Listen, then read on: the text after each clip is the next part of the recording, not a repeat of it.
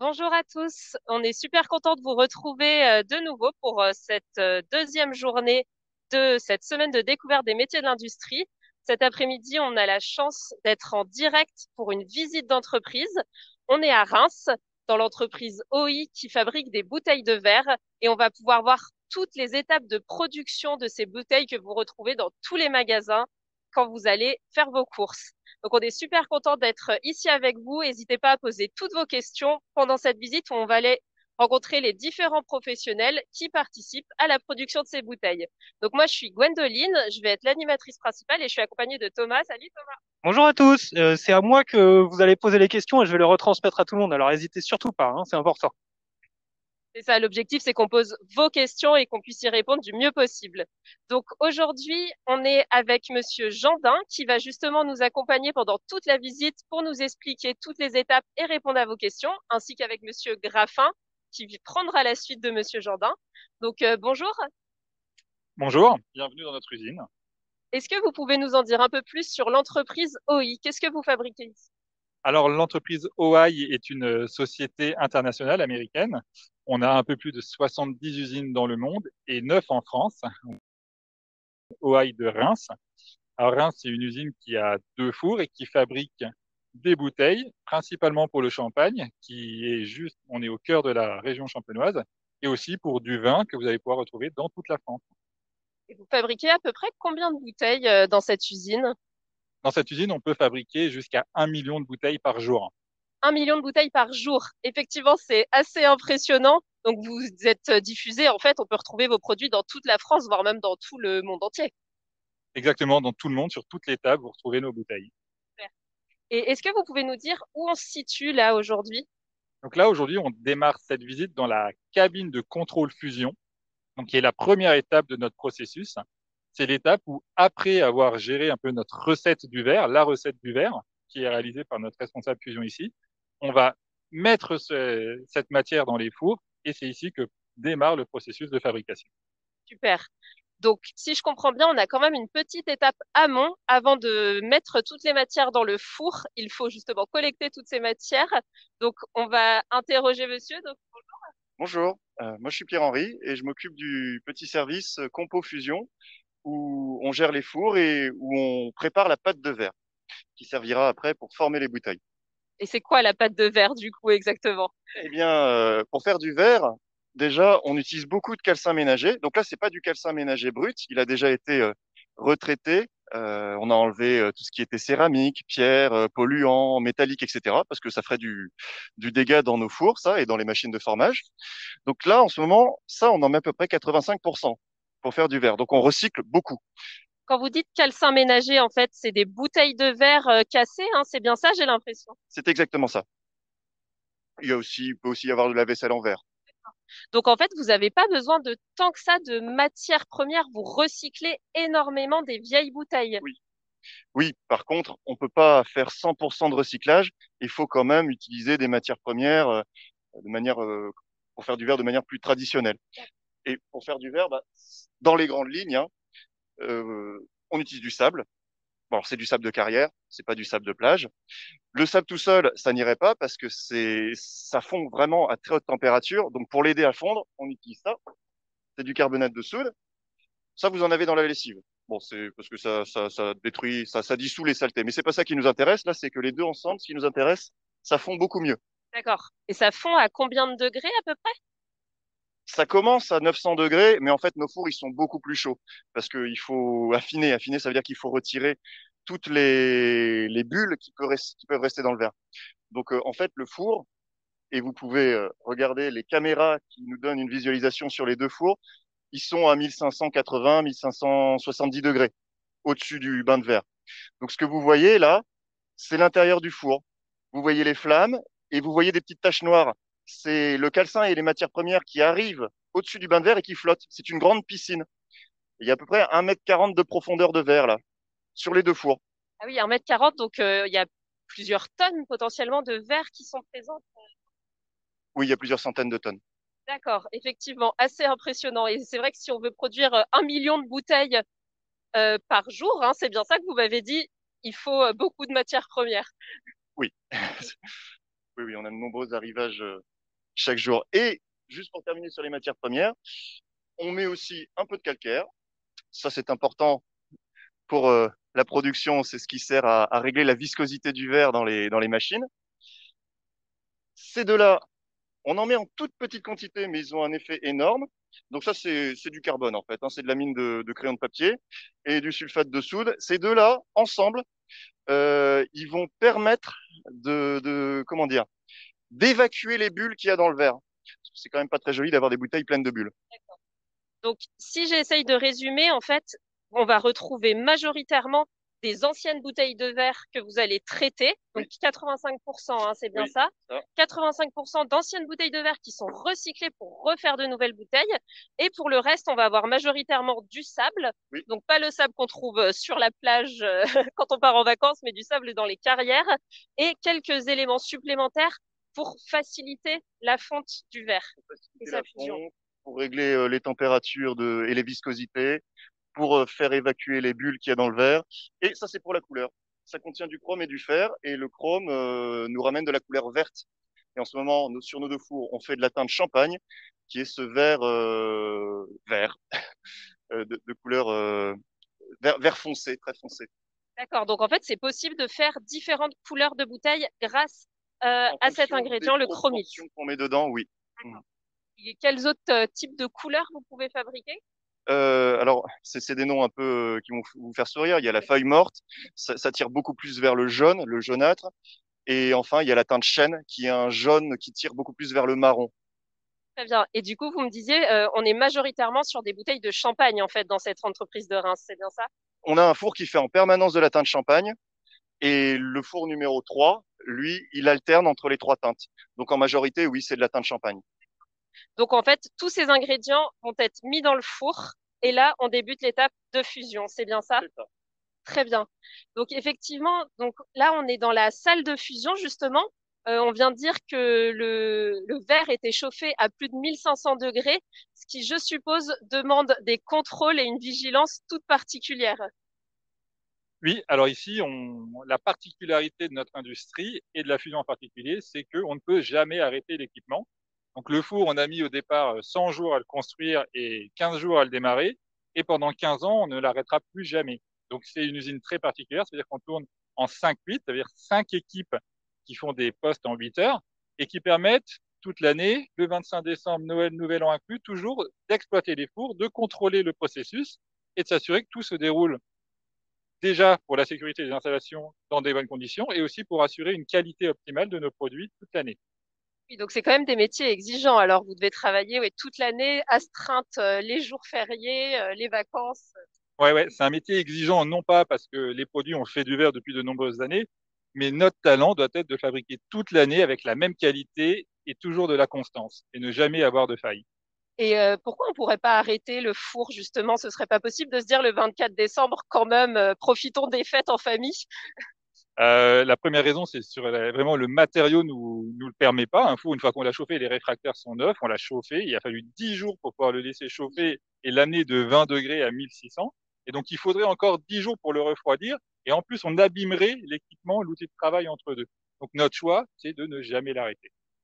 Et le four est fait en quelle matière du coup pour résister à 1600 degrés comme ça? Alors, les réfractaires, donc c'est des matériaux réfractaires, et on utilise vraiment la plus haute qualité pour la partie du four en elle-même.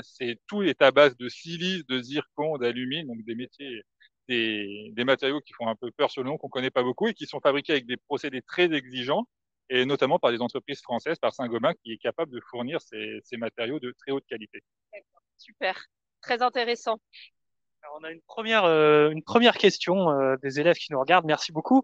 On a notamment Sarah qui se demande si c'est un petit peu dangereux comme métier. J'imagine qu'il y a un élément de réponse en nous regardant là, accoutrés avec bah, notre tenue de sécurité. Donc, qu'est-ce que vous pouvez nous dire là-dessus? Est-ce qu'on peut se brûler, notamment, ce genre de choses? Ah oui, on est dans l'industrie lourde, donc on est exposé à la chaleur, au bruit, à beaucoup de déplacements. On a beaucoup d'installations industrielles où il faut monter, descendre des escaliers. Ça paraît anodin dans notre vie de tous les jours, mais nous, on fait ça toute la journée. Il fait des fois sombre. On a beaucoup de pays. Et donc, c'est un métier dangereux, peut-être pas, mais on est exposé beaucoup au risque. Et donc, c'est la vigilance et de rigueur pour tout le monde. C'est notre vigilance qui fait qu'on peut exploiter toute l'année sans se blesser. Effectivement, on vient de parler deux pays, donc c'est équipement de protection individuelle, hein, c'est bien ça. Donc vous le voyez sur nous, un casque pour se protéger, des lunettes également très important. On est quand même avec du verre en fusion, donc c'est l'élément central. Chaussures de sécurité et gilet pour être bien repéré dans l'ensemble des locaux. C'est bien ça? On a les essentiels, Oui. donc on va pouvoir partir ensuite Exactement. se balader dans l'usine et voir plus précisément ce que vous faites. Super. Et justement, peut-être avant de passer à la visite, on peut interroger quelqu'un qui travaille dans cette salle de commande fusion pour qu'il nous explique un peu plus son métier. Bonjour monsieur. Bonjour. Alors moi c'est Anthony, je suis exploitation de four, pas de matières premières et de four.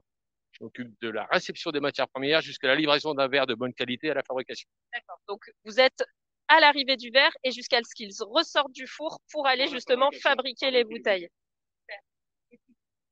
Je vois que vous avez beaucoup d'écrans devant vous. Est-ce que vous pouvez nous expliquer un peu plus ce que justement vous contrôlez sur ce four? Bah, ce qu'il faut surveiller en priorité, c'est les températures. Température de four pour avoir justement une bonne qualité de pâte de verre. C'est la principal critère, c'est la température. C'est l'élément central qu'il faut prendre en compte. Donc vous avez votre œil en permanence. Il y a d'autres paramètres qui rentrent en compte.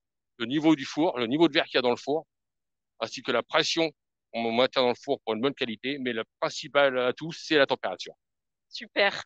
Et c'est quoi la différence entre ces deux écrans? On voit qu'il y a quand même un écran noir qui paraît beaucoup plus simple à lire que celui-ci. Cet écran, celui-ci, c'est un système d'exploitation qui a environ 20 ans. Donc la date du four, c'est ça Même avant, parce que oui, même avant. Le four 2 là est de 2008 et ça c'était déjà en place avant. Que ça, c'est tout neuf, ça a 2 ans, qui est arrivé avec le four 3 et qui est un système d'exploitation beaucoup plus opérationnel que l'ancien. D'accord, oui, on voit les évolutions. Beaucoup plus paramétrable et pour nous, l'exploitation, c'est beaucoup plus facile. Ça facilite le métier au quotidien. Oui, ça facilite énormément le. Et est-ce que ça fait longtemps que vous travaillez chez OI et qu'est-ce que vous faisiez? Je suis arrivé chez OI en 1992. Super. Bientôt 30 ans. Félicitations, on vous souhaitera un joyeux anniversaire l'année prochaine du coup. Donc moi j'ai commencé au secteur froid en tant que conducteur de machine d'emballage. D'accord. Et avec l'évolution, je suis arrivé à la fusion. Super, donc c'est ça aussi qui est super intéressant. En fait, on peut progresser. L'évolution de carrière. Et on va aller justement au système froid un peu plus tard dans notre visite. On va savoir ce que vous faisiez du coup sur votre premier poste il y a maintenant quasiment 30 ans. Sur les machines d'emballage, le métier reste le même. Eh ben merci beaucoup. Alors, quelques petites questions qui nous arrivent encore des élèves. On a Fab Jubin qui voudrait savoir combien d'employés il y a dans l'entreprise. Alors, je sais pas vers qui je peux. On a actuellement dans l'entreprise 250 employés à peu près. Ouais, donc, c'est quand même un site important avec tout compris. Je vois. Ça marche. On a Kadou qui voudrait savoir quel combustible utilisez-vous pour produire toutes ces flammes. Nous avons 2 types de combustible. Nous avons le four 3 qui marche 100% gaz et le four 2 qui marche à environ 80% de gaz et 20% de fio. Plus un apport énergétique en sol par l'énergie électrique. Merci beaucoup, c'est très clair. Et puis, encore une question qui est importante pour les jeunes qui nous écoutent, qui voudraient savoir l'empreinte environnementale de l'usine. Alors, on a bien compris que vous utilisez beaucoup de recyclage, de verre recyclé. Est-ce que vous pouvez peut-être nous en dire plus à ce niveau-là? Sur les émissions atmosphériques, peut-être? Toutes nos fumées sont retraitées dans un gros équipement qui s'appelle un électrofiltre où on injecte dans les fumées de la chaux. Ça permet de capturer le soufre qui reste dans les fumées pour éviter que ça n'aille dans l'atmosphère. Et peut-être que vous avez entendu parler des pluies acides. Ça, c'était à une époque où ces traitements-là n'étaient pas faits et où quand il pleuvait, le soufre qui était relargué comme ça à l'atmosphère, il se retrouvait dans la pluie. Donc ça, c'est plus possible aujourd'hui parce qu'on a des équipements qui permettent de capturer les polluants euh, avant qu'ils n'aillent à l'atmosphère. Merci beaucoup, c'est très clair. On a d'autres questions, mais on va attendre un petit peu la suite parce qu'on va aller voir vraiment les machines et les bouteilles en train d'être créées. Donc, je vous propose de vous suivre dans la salle des machines pour aller voir de plus près tout ce qui se passe là-bas. Et on va en profiter sur notre trajet justement pour s'arrêter devant le four, devant les gouttes. Et Monsieur Gendin va vous en dire plus tout au long de ce trajet. Merci beaucoup.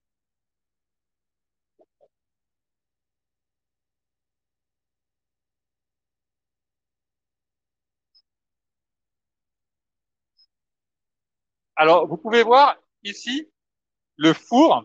Donc, le four, vous voyez, c'est difficile de voir. On peut pas voir de l'extérieur ce qu'on fond. Donc, dedans, en ce moment, il y a 600 tonnes de verre. Et un four, ça fait la taille de plusieurs maisons. Et voilà. Donc là, on va parcourir en quelques minutes, en fait, 24 heures de travail de process, parce que entre le moment où on va mettre la matière première dans le four et le moment où on va le voir sortir dans quelques minutes, en réalité, il faut qu'il se passe 24 heures. On va aller en processus accéléré, vivre ces 24 heures.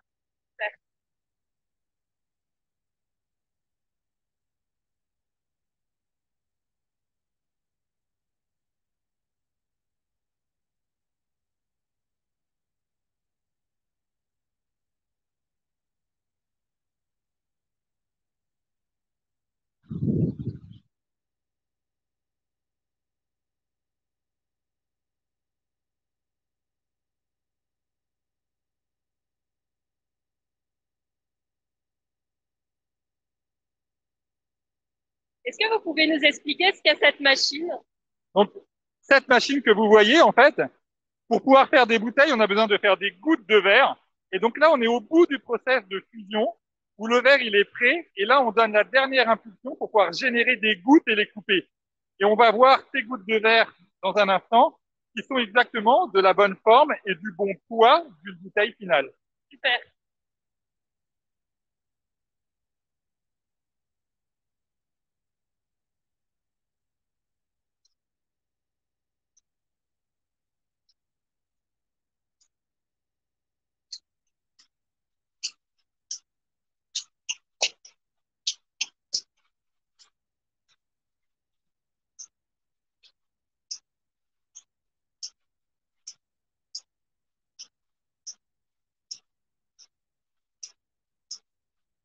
Et alors là, nous arrivons à un moment qui paraît assez impressionnant. Si je ne me trompe pas, on voit le verre en fusion passer ici, c'est ça? Oui, exactement. Donc là, on est vraiment à la base du processus de fabrication. Et donc là, on découpe des gouttes de verre chaud avec des ciseaux, comme si vous coupiez une feuille. Et on va, par un système de couloir, distribuer les gouttes vers chaque moule. Donc là, en dessous de nous est la machine de production avec les moules où on va fabriquer en 2 étapes les bouteilles. Parfait. Du coup, là, on va se diriger justement sur l'étape de moulage, hein. C'est bien ça?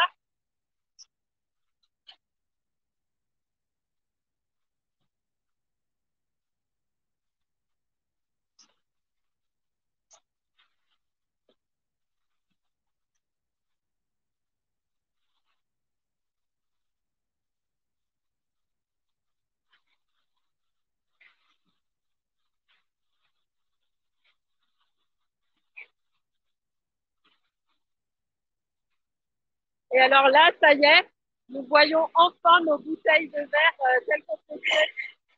Voilà, ici, après 24 heures pour avoir fondu ce verre, en quelques secondes, on fabrique la bouteille.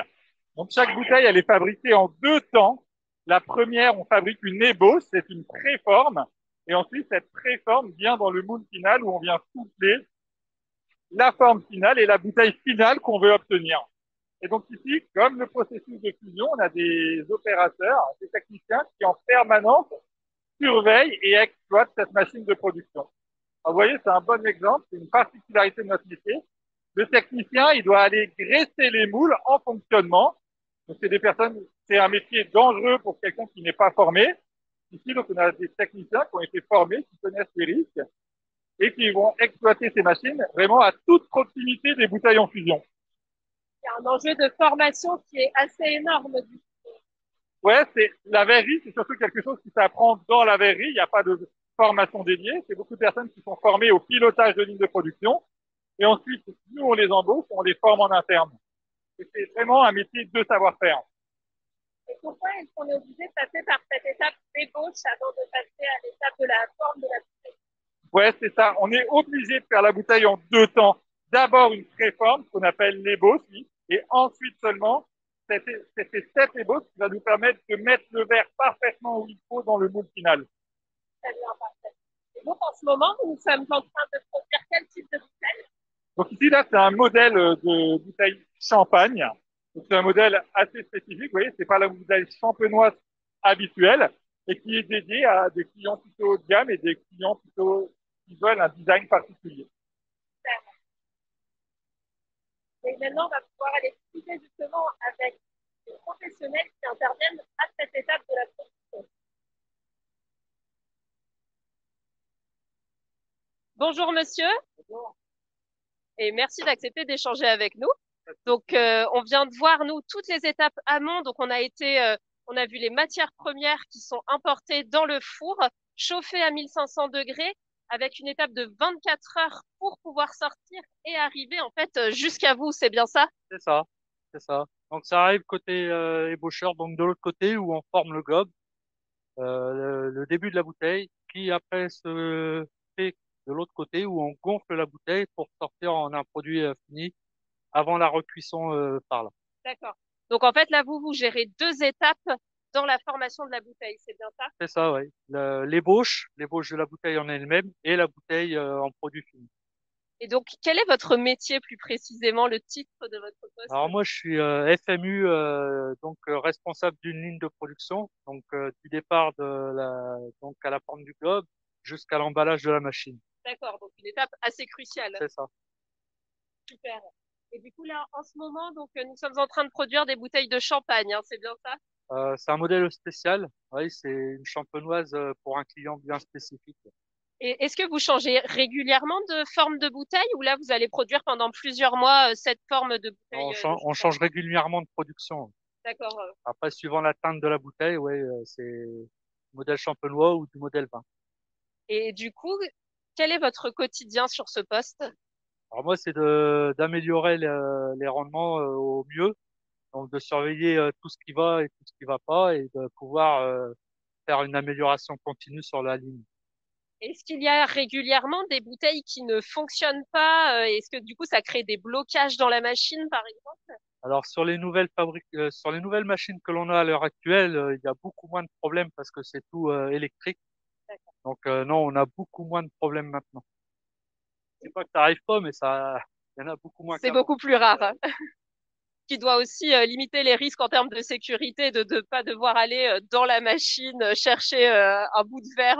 Non, ouais, c'est mieux. Très bien. Et vous êtes combien sur ce pôle d'activité? Alors disons qu'il y a un machiniste qui gère la machine, donc pendant 8 heures il est en poste. Il y a un chef de groupe qui a trait et il y a le FMU qui est responsable de la ligne juste en bas. D'accord. Donc, à 3 personnes, vous êtes capable de gérer quasiment intégralement toute cette étape de production. Alors il y a les secteurs annexes aussi, Oui. il faut pas les oublier. Il y a les 12, il y a la moulerie, il y a plusieurs secteurs. Mais à 2 personnes à l'heure actuelle ici, ils peuvent gérer la machine. Alors, je crois qu'on a des questions d'élèves. Alors absolument, on a Mathéo, merci Mathéo, qui voudrait savoir euh, où est-ce qu'on récupère le verre en fait une fois que ça part après ces machines. Comment est-ce qu'on récupère toutes ces bouteilles? Alors, déjà, il faut savoir que la bouteille telle qu'elle sort là, si on la prend là, on met un bout de verre dedans, la bouteille va péter. Donc il faut recuire la bouteille qui passe dans l'arche avec une température qui recuit la bouteille à 550 degrés à peu près et qui ressort en produit en bout d'arche à 130, 150 degrés. Donc là, la bouteille est recuite, donc après elle est maniable, on va dire, et on récupère tout ce qui est pas bon après les machines de choix. Je pense que vous allez aller faire un tour après, mais c'est aux machines de choix. On va aller voir ça. Et alors, si jamais il y a un problème sur la ligne de production, s'il y a une machine qui tombe en panne, pardon, qu'est-ce qui se passe? Qu'est-ce que vous devez faire, vous? Ah bah nous, on intervient avec les secteurs annexes où ils viennent nous donner un coup de main pour justement qu'on puisse repartir au plus vite, quoi. Je crois qu'on va justement parler maintenant. On va aller voir ça. Tiens. Eh bien, merci beaucoup pour cette présentation. On va vous laisser retourner à votre travail, qu'il n'y ait pas de problème sur la ligne. Et nous, on va pouvoir poursuivre la visite. Je crois qu'on va aller vers le secteur qu'on appelle le secteur froid. On va vous expliquer plus ce que cela veut dire. Merci beaucoup. Merci bien. Au revoir. Au revoir.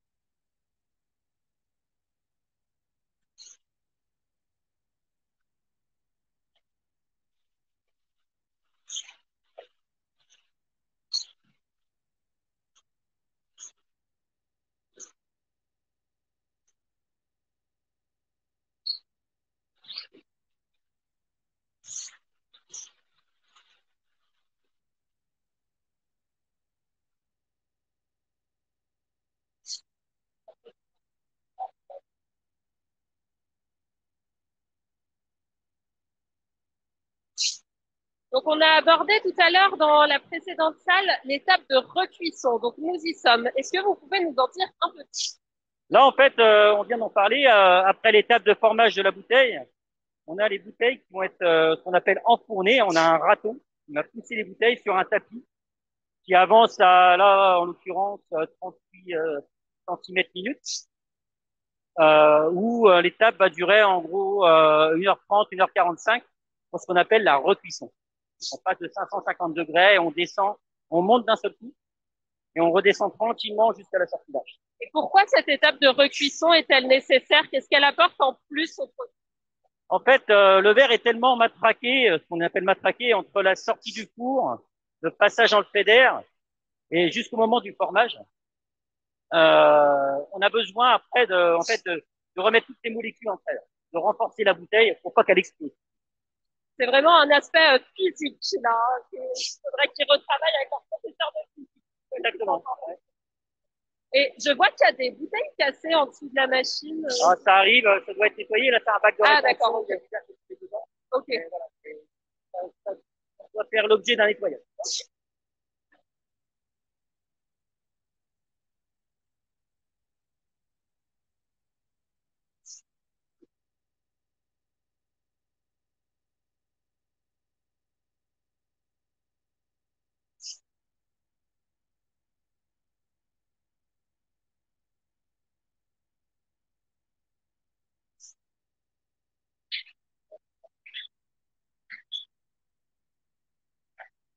Donc là, on est en sortie d'arche après 1h30 de passage des bouteilles dans l'arche. Et là, on a ce qu'on appelle le traitement de surface. Traitement de surface au secteur froid. On dépose déjà un premier traitement au secteur chaud afin que le traitement de surface au secteur froid accroche dessus. Donc ça, c'est ce qui va permettre de faire glisser les bouteilles entre elles pour ne pas créer d'abrasion. Une bouteille non traitée par un traitement de surface, en fait, elle se raye directement. D'accord. Si on les frotte, elle se raye. Très lisse. Voilà. Ça fait une pellicule, on vient déposer une pellicule comme si on mettait du savon et voilà, ça permet de faire glisser les bouteilles entre elles. C'est quoi comme produit qu'on met? Question sur le produit.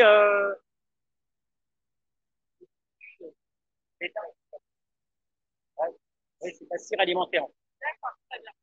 Après, on applique de la cire pour lisser la bouteille et éviter qu'elle se raye entre elles, je suppose, notamment dans l'étape où ensuite on va les envoyer voilà. Chez les clients. Tout ce qui est transport, stockage, même convoyage ici. Hein. Donc, convoyage, stockage, transport. Super.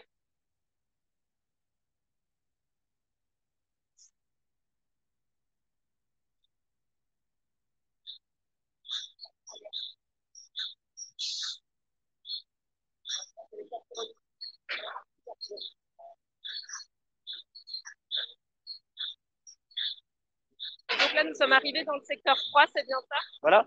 Donc là, on est sorti d'une ligne où il y a eu un changement de production ce matin sur des modèles 37,5 centilitres. Donc, ce que vous pouvez voir, là, vous avez les lignes de convoyage avec les personnes qui sont en changement, qui terminent ce changement. En dessous, vous avez des tapis qui servent à récupérer justement les bouteilles qui sont éjectées par nos machines de choix. Les machines qui vont permettre de trier les défauts. Les bouteilles. Et du coup, les bouteilles qui sont rejetées, c'est des bouteilles qui ont des défauts, par exemple, c'est ça? Oui, voilà. On va retrouver des défauts, des glaçures, des défauts d'aspect, des choses comme ça. Et du coup, ces bouteilles que vous rejetez, que vous enlevez du système de production, vous les jetez juste à la poubelle?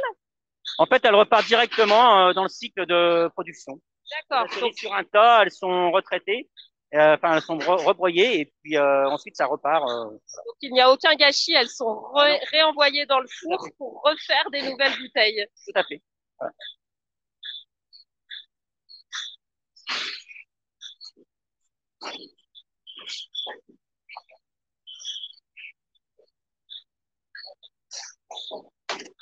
On va y passer avec.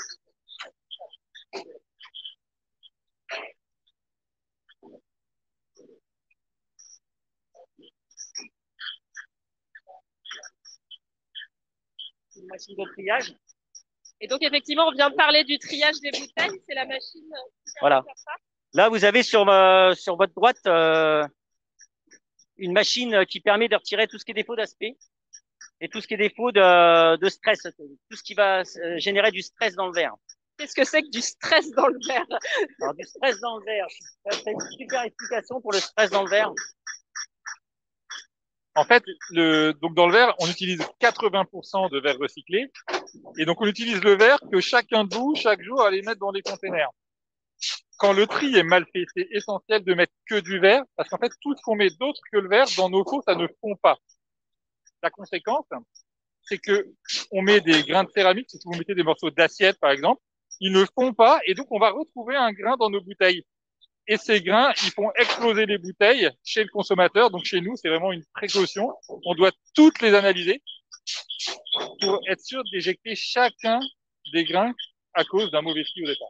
Oui, parce qu'on avait parlé de la sécurité des salariés de la structure, mais il y a la sécurité en fait des clients ensuite qui vont utiliser en fait, vous avez vu les deux mondes là-haut, 24 heures pour le fondre. Après, on a formé le verre et là, on est passé de l'autre côté. Vous voyez, d'ailleurs, qui n'a rien à voir. Ici, ça ressemble plus à de l'industrie lourde. Il y a beaucoup moins de bruit, il fait moins chaud, il n'y a plus de gras parce qu'on essaye de passer dans une dimension alimentaire.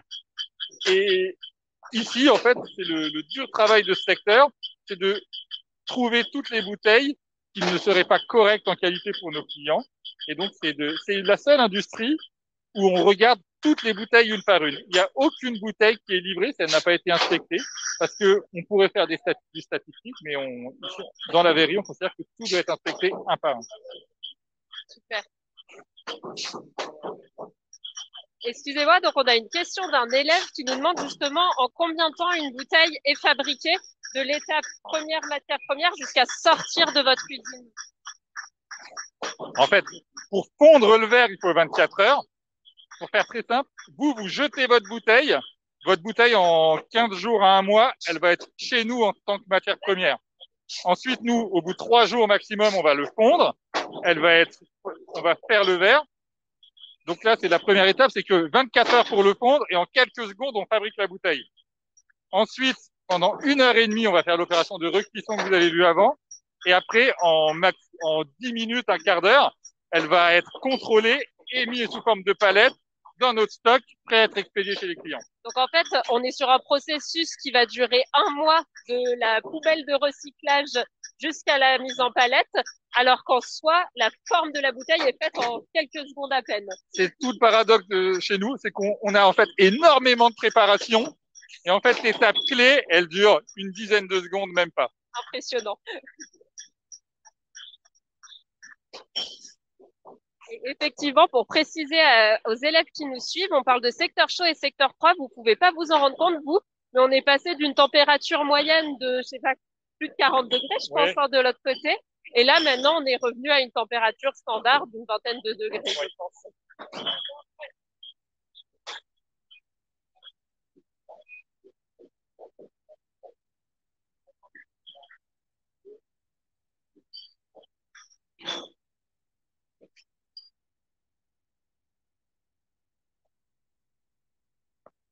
Et donc maintenant nous arrivons à l'étape, donc on est dans le secteur froid, comme on l'a dit. Bonjour monsieur. Bonjour à tous. Et donc maintenant on va présenter votre métier, donc on va être plutôt sur les aspects de maintenance, hein, c'est ça? Tout à fait. Après avoir vu la fabrication, maintenant on se resitue sur la partie froide, où nous on contrôle la qualité de la bouteille. Donc c'est l'ensemble des défauts verriers, la palettisation, et pour ma part un service de 12 personnes où on fait de la maintenance. Donc on entretient tout ce qui est convoyeur, des changements de fabrication sur les machines de choix. Par exemple, un changement de fabrication, c'est pour changer de modèle. On passe de ce modèle à celui-ci. C'est ce qu'on a vu, j'ai l'impression tout à l'heure, hein, il y a eu un changement ce matin dans la ligne. Voilà, ou un petit peu plus compliqué, des modèles de forme. On a en charge donc sur la maintenance, la palettisation, donc on a tout ce qui est convoyage de la bouteille. Alors vous avez parlé justement de convoyeur. Qu'est-ce que c'est qu'un convoyeur? Alors, le convoyeur, c'est ce que vous pouvez avoir derrière, c'est ce qui nous permet d'acheminer tous les articles sur l'ensemble de nos machines de contrôle. Toutes les bouteilles sont contrôlées aussi bien par les machines de vision, chose que vous avez vue juste avant. Ensuite, on passe sur des systèmes de retourneurs. Les bouteilles sont vérifiées, on les passe à l'envers. Et ensuite, elles sont conditionnées sur des palettes avec un lien qu'on met autour de la palette pour le transport et avec une housse qu'on vient mettre sur la palette qui nous permet de la rétracter, de venir en contact de la bouteille pour nous permettre de les mettre dans les camions et d'arriver chez le client en toute sécurité. Oui, parce qu'effectivement, on est quand même sur du transport de verre. Ça doit être compliqué. Il y a de la casse souvent dans le transport. Non, heureusement, non, on a un système de conditionnement qui est quand même fiable. Donc, au point de vue de la casse, dans notre usine, on n'a pas de soucis comme ça. Il faut éviter les chocs, hein, on n'est pas à l'abri d'un choc. Mais autrement, il n'y a pas de détérioration de nos palettes, heureusement. Quand même. Et il vaut mieux parce que vu qu'on est sur des bouteilles de champagne, en plus, souvent, chaque casse peut coûter assez cher. Ah, tout à fait. Tout est regardé et scruté. C'est pour ça que nous, ici, en interne, on a déjà beaucoup de machines de contrôle. Toutes les bouteilles sont contrôlées. Il n'y a aucune bouteille qui part chez notre client sans être contrôlée. Et dès qu'il y a, par exemple, sur le secteur 3, dès qu'on a un petit problème avec une bouteille, toute bouteille, vous regarderez quand vous aurez l'occasion, il y a des petits points sur les bouteilles. Ça correspond à un numéro. Et dès qu'on détecte un défaut sur une bouteille, il y a de la programmation. Il n'y a rien qui arrive chez le client. Et les bouteilles sont éjectées en automatique. Donc, ces petits points servent à définir quel type de Tout bouteille. à fait. Sur l'ensemble des bouteilles, voilà, on a systématiquement des petits points. Et ces points, sur ce train de points, quand elles passent sur nos machines, on a une caméra qui vient nous dire le numéro que vous retrouvez également en dessous de la bouteille. Et toutes les bouteilles sont comme ça. À chaque fois, le numéro, ça correspond systématiquement à un train de points. Et donc, selon la forme de la bouteille, on n'aura pas les mêmes petits points. Non. On peut comparer ça chez nous ce qui permet, nous, sur une arche, vous avez vu qu'il y a quand même beaucoup de bouteilles, pour s'y retrouver et pour donner la bonne information à chaud, bah, il suffit de reprendre le numéro, et le numéro est donné aussi aux machines. Comme ça, le machiniste connaît la section et exactement l'endroit où il est la bouteille, ce qui nous permet aussi d'avoir une traçabilité. On sait exactement, cette bouteille-là, elle était fabriquée sur telle section, et puis de suivre au cas où un défaut. Et du coup, à 12 personnes, vous êtes en capacité de gérer l'ensemble des machines dont vous nous avez parlé. Tout à fait. On a des relais aussi en équipe. On a 2 personnes en équipe qui font le même travail que nous, mais eux en 5-8. Donc, ils travaillent les matins, les après-midi et les nuits. Et nous, on a tout le service jour, donc 12 personnes pour faire les changements de fabrication, le préventif, et là, c'est un petit peu de correctif quand ça tombe en panne. Il y a régulièrement des pannes? Non, on a des machines qui sont relativement fiables, et heureusement pour nous, ce qui nous permet d'avoir un peu de performance, parce que si jamais on avait beaucoup de pannes, bah, aussitôt la performance s'en ressent. Parce que comme vous pouvez voir, on a un petit peu d'autonomie pour accumuler des bouteilles, mais très peu. Il arrive un moment, on ramasse manuellement, mais on est obligé aussi, hélas, par moment de mettre à la casse parce qu'il n'y a aucune bouteille qui est stockée comme ça. On prend pas de risque. Quoi. Je crois qu'on a quelques questions d'élèves. Alors, juste une petite question avant qu'on se déplace sur une autre partie du secteur froid. Il y a Ameline qui voudrait savoir s'il y a plusieurs formes de bouteilles qui sont faites chaque jour ou si c'est un jour une forme de bouteille. Comment est-ce que vous organisez un petit peu les choses? On peut avoir un changement par jour, voire 2 changements, mais c'est assez exceptionnel. Et autrement, sur une ligne de production, on fabrique cette bouteille et ensuite vient cet article-là, mais après on ne rechange pas de la journée. Ça veut dire que généralement, le plus court, on va être sur 2-3 jours quoi, les fabrications. Et pour passer d'un modèle comme celui-ci à celui-ci, en temps de changement sur le secteur froid, c'est entre 1h30 et 2 heures. Ça veut dire que l'ensemble des techniciens se mettent sur les lignes avec les réglages, tout compris. On peut dire qu'en 2 heures de temps, le changement est fait. Alors, une autre petite question rapidement de Blash qui nous demande combien de kilomètres ou en centaines de mètres vous marchez par jour parce qu'on voit qu'il y a des gens qui se baladent un petit peu partout. Le site est énorme. Est-ce que vous avez une idée un petit peu de la distance que vous faites par jour? Bon, bah, après, à savoir que là, sur un site comme ça, donc il y a 2 fours, le personnel est quand même réparti en secteurs. Donc, il n'y a personne de l'usine qui couvre complètement le secteur. Si vous voulez, à tel poste par exemple, sur cette partie-là, il va y avoir un CME. À celle-ci, il va y avoir un CMAQ. Après, il y a un CUP. C'est pas une seule personne qui couvre l'ensemble. Non, c'est quand même bien sectorisé. Chacun a un domaine d'intervention. Très bien, merci beaucoup. Et puis Blash aussi qui nous demande est-ce qu'il fait chaud dans l'entreprise? Alors ici, on est sur le secteur froid, ça va, mais tout à l'heure, près du four, je n'aurais pas pu rester plus d'un quart d'heure. Il faisait une chaleur hallucinante. Vous savez à peu près combien de degrés il fait là-bas? En fait, les bâtiments sont très ventilés et ce qu'on ressent à la chaleur, c'est le rayonnement des bouteilles. Quand on est à proximité du verre chaud, on sent le rayonnement. Le rayonnement, ponctuellement, on peut atteindre 60, 70 degrés, voire plus chaud. Vous avez vu, un opérateur qui va au plus proche des bouteilles chaudes, Après, en ambiance, ça reste respirable et surtout, chaque opérateur à chaud a une cabine climatisée pour pouvoir se reposer. C'est essentiel, surtout en été. Encore une toute petite question importante, parce que là, c'est vrai qu'on a rencontré beaucoup d'hommes. Est-ce qu'il y a beaucoup de femmes qui travaillent dans cette entreprise? Où sont-elles? Est-ce que vous pouvez nous en dire? En revanche, On va en retrouver une au niveau de la qualité. allons tout de suite rencontrer les collègues féminins de l'entreprise. C'est parti. Merci beaucoup.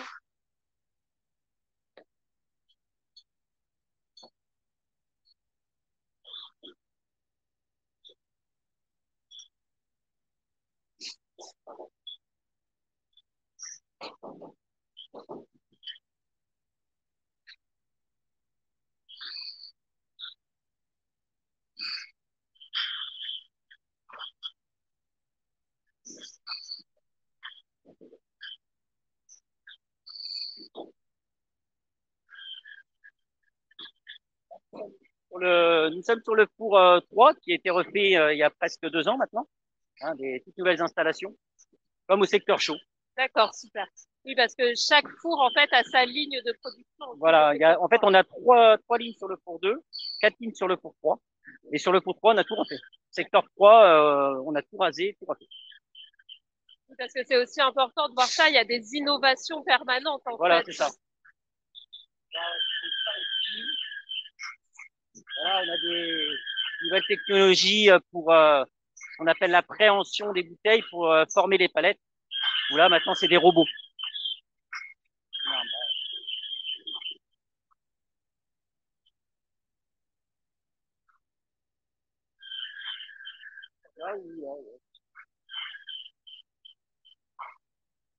Donc en fait là, une fois que les machines ont été triées par les machines de choix, elles passent sur ce qu'on appelle des retourneurs. Hein, on vient de les voir, des grandes arches là.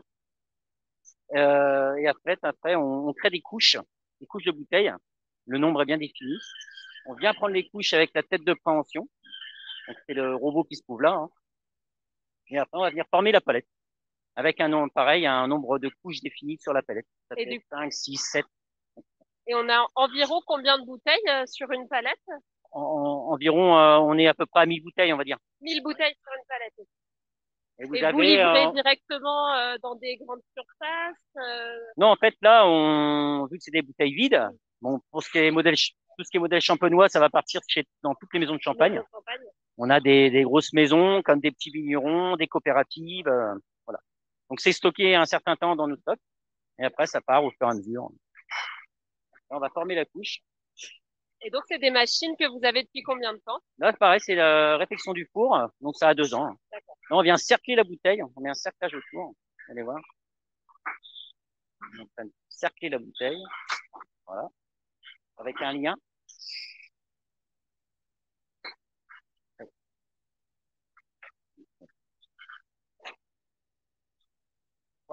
On voit le lien noir autour des bouteilles. C'est ce qui permet de les maintenir entre elles pour éviter que la couche ne tombe.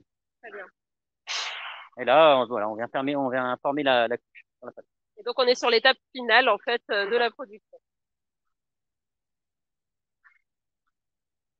La dernière étape avant de passer en stock, vous avez devant vous ce qu'on appelle des housseurs. On a 2 housseurs sur l'usine, hein, où là, les palettes vont avancer dedans, vont être reconnues. On va venir déposer une housse dessus, une grande housse en plastique. Et en fait, on va venir la rétracter avec de la chaleur. On voit là le cadre qui descend. Après la palette, on pose une housse pour protéger les bouteilles et éviter aussi qu'elles ne s'abîment pendant le transport. C'est ça, exactement. Super.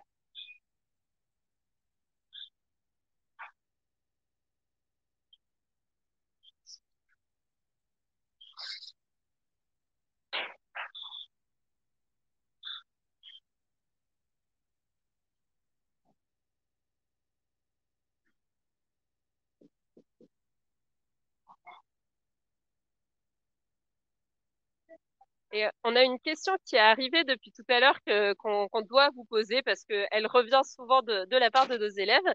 Pour vos postes, quelles sont les études que vous avez dû faire pour arriver sur vos postes et également, quelle est la fourchette de salaire que vous pouvez avoir sur un métier comme les vôtres? Alors, pour ma part, j'ai pas, mes études étaient pas du tout dirigées dans l'industrie, hein. Moi, je suis rentré en tant qu'opérateur sur, sur machine d'emballage. Et en fait, j'ai évolué au fil du temps. Je suis dans la verrie depuis 96.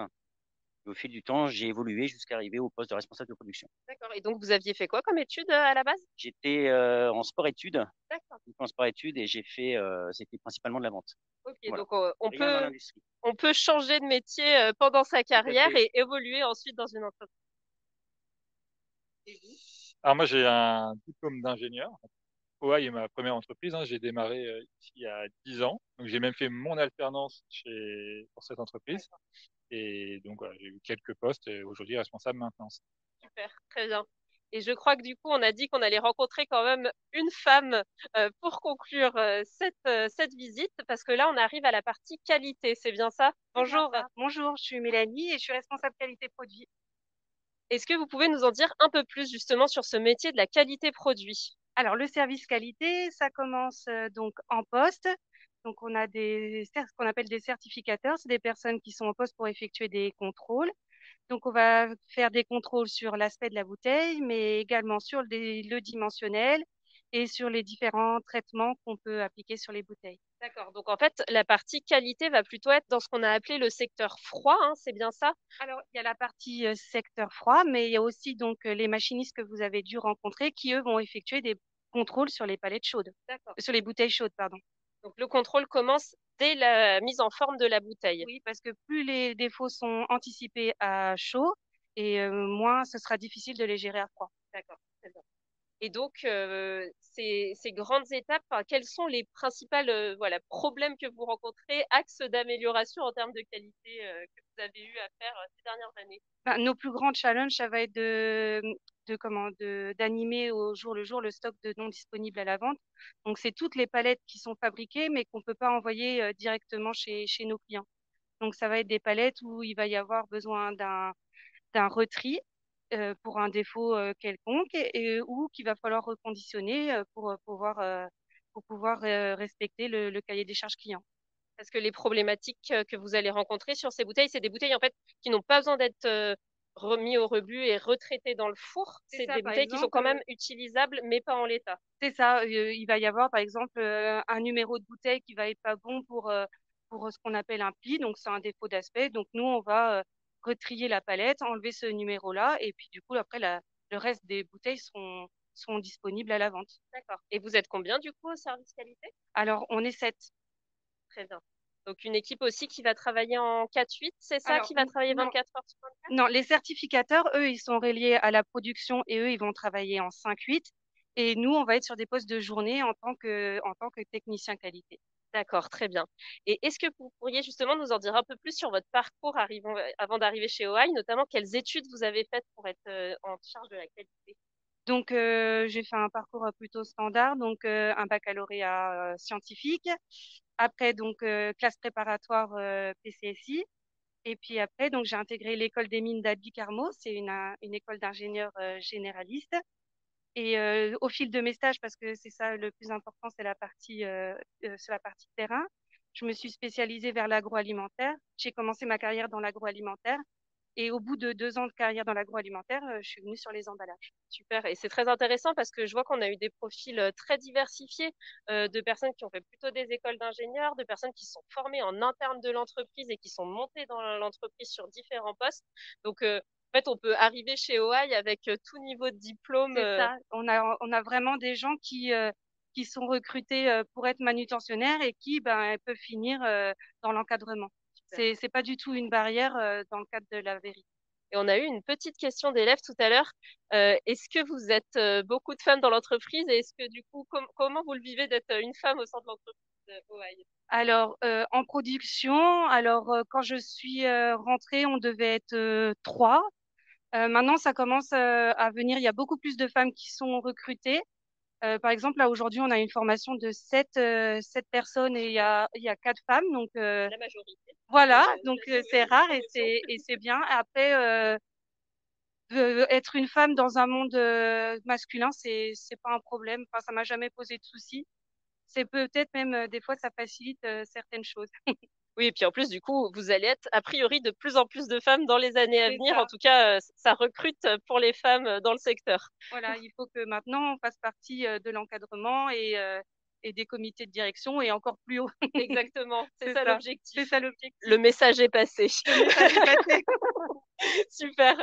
Et ben merci beaucoup. Je sais pas si on n'a pas d'autres questions. Je pense qu'on a bien fait le tour des différentes étapes de la production. On espère que ça vous a plu. En tout cas, vous allez retrouver des nouvelles personnes de chez OI qui vont vous expliquer aussi plus dans le détail certains des métiers qu'on a entreaperçus pendant cette visite d'entreprise. Donc, on vous donne rendez-vous à 15h15 pour le prochain live métier. Et merci beaucoup. Merci à vous. Au revoir. Au revoir.